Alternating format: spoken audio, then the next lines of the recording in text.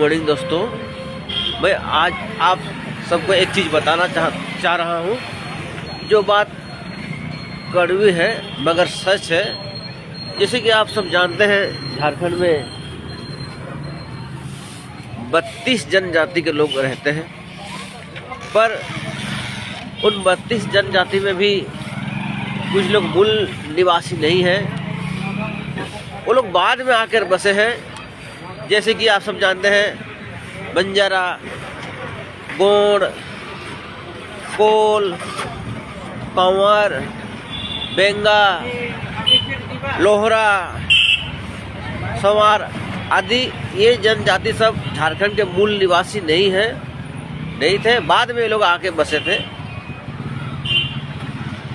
तो दोस्तों, जय झारखंड, जोहार झारखंड। ये वीडियो को लाइक जरूर, कमेंट जरूर कीजिएगा। Thank you.